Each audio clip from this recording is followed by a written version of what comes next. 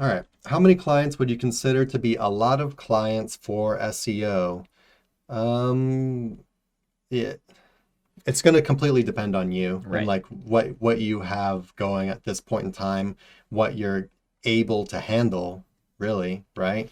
If you're doing everything yourself, like everything yourself, you are probably going to have a pretty hard time handling more than a handful of clients. Um, 3, 4, 5 clients is probably going to be a pretty full plate if you're doing like everything yourself, content writing, on page, backlinks. If you're really doing everything, like that's a lot of work. Um, Yeah, and we're talking about, I'm guessing this is like an agency question if you're an SEO agency, right? You want to make sure that you're giving your clients, you know, a decent amount of quality, meaning that you're going to be pouring time into these assets regardless. Depending on how you've got your business structure set up, some people are going to be more adept to handle a lot more clients than others. And so you need to be realistic with who you are. If you are a one man agency just getting started, you understand SEO, you know how to rank sites, but you're just getting started, don't blow yourself out of the water. Like you can get 2, 3 clients at $3,000 to $4,000 a month. You could probably even do a little bit less than that and do perfectly well as an individual. Get your bearings, make sure that as you go, you're setting up new and improved systems all the time that are going to help you build towards having more clients, right? So roll your money, make sure that you're paying attention to what your clients need. But yeah, like Chris said, it's all up to you. But we do see a lot of people that typically get a little in over their head. Maybe they're really good at sales, but they're not good at SEO. And so, even for um, somebody like that, I would say 1 or 2 clients is probably too many, because in the end, they end up running around like a chicken with their head cut off, not knowing how to achieve what they sold the client on. And then in the end, they, burn their own reputation, which, you've got to. You got to be able to maintain that if you want longevity. yeah, you need to, as far as scaling, trying to get past a certain number of clients, whatever, you need to figure out what your strengths are.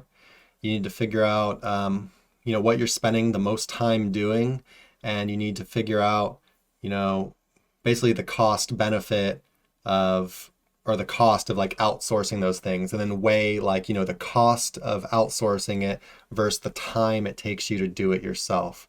So, if you're spending like, I don't know, 10 hours a week writing content that you could own, go to somewhere, maybe it doesn't have to be the best content. Maybe you can go somewhere and get it pretty cheaply, like iWriter or whatever. Um, then those are probably going to be the tasks that you want to start looking at outsourcing first, right? The lowest end stuff, the lowest pay stuff, you want to start outsourcing that first, or the stuff that just eats up tons of your time or that you don't even know how to do well. So like Nick said, the guy who understands sales and for some reason he's doing SEO but doesn't really know SEO that well, he's probably going to want to outsource the whole shebang, right? Yeah, and we've dealt with quite a few Yeah, there's people tons of like people that. running around doing this. In SEO, but probably in every industry as well. Yeah. There's people that go around, and I'm not really knocking it. I mean, of course, it kind of bothers me a little bit, but they're selling something, and they actually do very well for themselves, because they're so good at sales, and they're getting these nice clients and stuff, and they really have no idea what they're doing. They're in way over their heads, and they're passing it off to other people, and they don't know how to audit the work properly. And if something goes wrong, they don't understand why. And then they're constantly shopping around for different providers or whatever, and they really have no idea if the last provider was bad or not, and then if the new one is bad or not, and they can, if they don't yeah, if they don't really figure it out, they can end up kind of floating around and really not delivering a good service. But if their sales are good, I guess they can just coast off that. Yeah. Words to live by from famous SEO Stephen Floyd. You got to be able to inspect what you expect. That's our second shout out to the. Yeah. I don't even know if they're all in OMG machines anymore, but that's our second Yeah, I shout don't out to what at least used to be OMG machines. Yeah.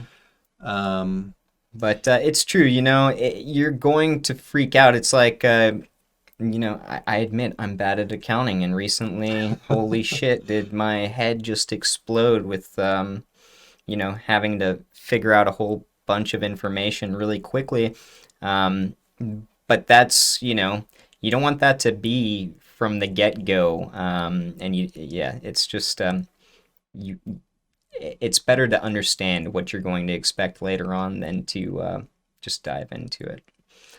Yeah, so just to recap, a lot of clients would be just basically more than you can handle, right?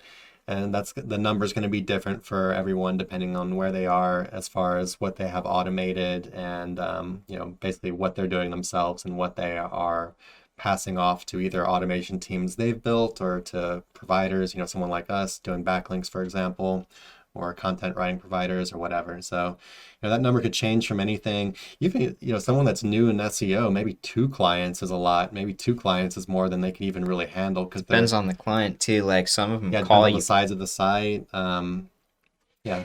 Hey, why am I not number 1 yet? Every day. You gotta learn how to handle them too. Oh, that question's never gonna not piss me off. Yeah. I don't think it matters like how long I'm involved in this industry for. I don't think it's ever going to like not trigger me when I read it. Anybody interested in being an SEO should probably go to like a silent meditation retreat for like a week beforehand just to practice patience. Because the truth is, a lot of the times, the stock market's kind of like been making me feel the same way, but it's just about sitting and waiting and analyzing thing rationally and not freaking out. Because when you freak out, that's when you make your biggest mistakes. Happens all the time in SEO. So, yeah. Hey everybody, thanks for watching. Be sure to check the description below for links to our blog for more info on this topic, along with a bunch of other cool stuff like case studies, our Facebook community, and our link building services. And like always, remember to like, comment, subscribe, and turn on the notification bell if you enjoyed the video. Thanks and happy ranking.